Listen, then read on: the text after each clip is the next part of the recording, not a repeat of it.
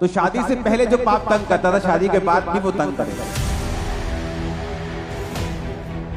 एक दिन वो छोटा सा सांप जो तुमने पाला हुआ है वो बड़ा अजगर बन जाएगा।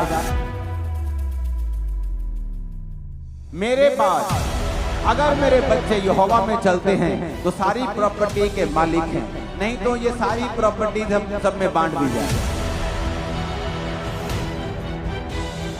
कि बेटा ये सही रास्ता है, तुम्हें यहोवा में चलना है, मुड़ना रास्ता नहीं है, नहीं तो मैं तेरा बाप नहीं हूं। पहला तिमुथियुस 3 उसकी 2, 4 और 11, 12 में लिखा है, यह आवश्यक है कि अध्यक्ष निर्दोष और एक ही पत्नी का पति संयमी, सुशील, सभ्य, अतिथि सत्कार करने वाला, सिखाने में निपुण, अपने घर का अच्छा प्रबंध करता हो, अपने बाल बच्चों को सारी गंभीरता से अधीन रखता हो। तो चेंज नहीं किया, लेकिन मारने का अधिकार अभी नहीं दिया।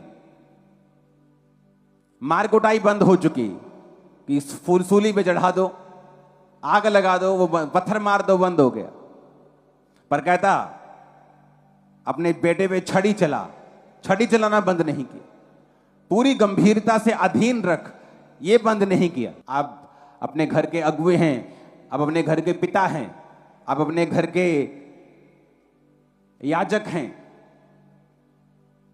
लेकिन आपको यह नहीं मालूम कि आपके बच्चों के दोस्त कौन हैं, वो स्कूल में क्या कर रहे हैं, वो अपनी लाइफ में क्या कर रहे हैं। बहुत सारे प्रॉफिट्स ने यह गलती की है, सेवकाई में इतना बिजी हो गए कि अपने बच्चों को अपने अधीन कभी नहीं किया। जिस तरह के शैमूल, ऐसा नबी जिसकी एक भी बात धरती पे गिरती नहीं थी, लेकिन वचन कहता है कि उसके बच्चे परमेश्वर की राहों पर नहीं चले। क्यों? क्योंकि हर टाइम सेवकाई में बिजी, अपने बच्चों की ओर कभी भी ध्यान नहीं दिया, अपने परिवार की ओर ध्यान नहीं दिया। जबकि वचन ये कहता है कि अगर तुम अध्यक्ष बनना चाहते हो तो तुम्हें अपने परिवार को भी संभालना आना चाहिए। आपको नहीं पता आपकी वाइफ की प्रेयर लाइफ कितनी है, आपको नहीं पता आपके हस्बैंड की प्रेयर कितनी है। आप आपने अपना घर व्यवस्थित नहीं किया। अगर आपने अपना बेस व्यवस्थित नहीं किया, आप बड़ी बिल्डिंग उस पर नहीं बना सकते। आपने अपने घर के माहौल को ऐसा नहीं किया कि सब प्रार्थना कर सकें। हर बंदा अपने में बिजी है और संडे के संडे हम चर्च चले जाते हैं। ये उत्तम रास्ता नहीं है और ये सही रास्ता नहीं है। बाइबल कहती है एली के दोनों बच्चे व्यभिचार करते थे भवन में ही, और बाइबल कहती है एली आता था, बोलता था, ए बच्चों तुम गलत करते हो। ऐसे होते ना ठंडे माँ बाप, अपने बच्चों को समझाते रहते, बेटा ऐसा मत करो।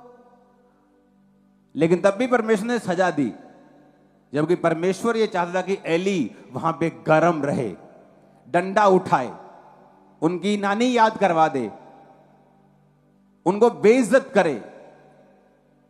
लेकिन आज के लोग बेइज्जत होना नहीं चाहते, वो मरना चाहते हैं। तो एली ने उनको बेइज्जत नहीं किया, पर बाइबल कहती है फिर वो नाश के रास्ते पे चले गए। और एक दिन संदूक उठा लिया गया, जब हमला हुआ और दोनों बच्चे एक ही दिन में मर गए। और जब एली को यह समाचार मिला, वो भारा था, कुर्सी पे बैठा हुआ था, तोंद निकली हुई थी, बहुत भारी था। जब उसने समाचार सुना, झटका लगा और वो भी गिरा, और भारी होने के कारण गर्दन के भार गिरा और गर्दन के मणके टूट गए और वहीं पे वो मर गया। जहां गर्म होना चाहिए था वहां गर्म नहीं हुए, ताकि घर में कलेश ना हो, असहज वातावरण ना बने।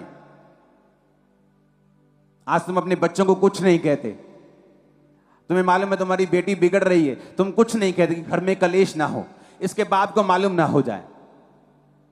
एक दिन वो छोटा सा सांप जो तुमने पाला हुआ है वो बड़ा अजगर बन जाएगा। क्योंकि जो छोटा सा सांप उत्पत्ति में आदम के पास आया था, वो प्रकाशित वाक्य में एक बड़ा अजगर बन के आता है।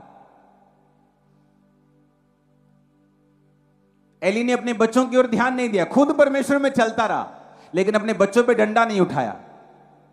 उसके पास ताकत थी, वो अपने बच्चों को एक्सपोज करता लोगों के सामने और बोलता कि ये व्यभिचारी हैं, मत करो, तुम याजक, इनको याजक मत समझो। ऐसे बड़े स्टेप उठाता उनके सामने, उनको शर्मिंदगी होती, फिर वो तौबा कर लेते।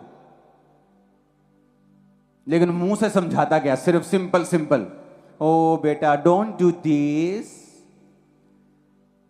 बेटा ऐसे मत करो।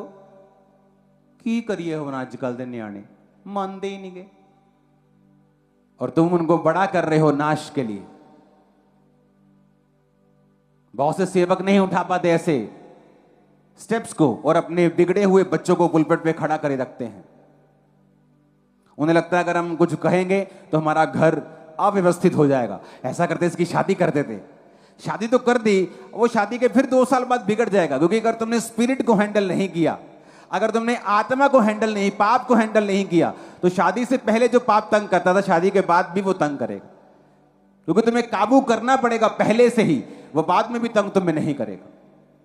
कितने मेरी बात को समझ रहे हैं? तो याजक अगर बनना है तो याजकों की जिम्मेवारी भी देखो परमेश्वर ने कैसी रखी है। याजकों की बेटियों को पवित्र होना था, याजकों के बेटों को पवित्र होना था। याजक को जिम्मेवारी निभानी थी कि वो अपने बच्चों को, अपने बाल बच्चों को गंभीरता के साथ अधीनगी में रखे और परमेश्वर में चलाए। क्यों परमेश्वर अब्राहम से खुश था? क्यों परमेश्वर बोलता था, जब 3 दूत अब्राहम के पास आए और उन्होंने खाना खाया, उनमें से 2 दूत थे और एक यहोवा परमेश्वर था। जब बाइबल कहती है वो सदोम और अमोरा की ओर चले उनको नाश करने के लिए, तो जो एक दूत यहोवा परमेश्वर था, तो वो अपने मन में सोचने लगा कि जो मैं करने वाला हूं, क्या मैं अपने दोस्त अब्राहम से छुपा के रखूं?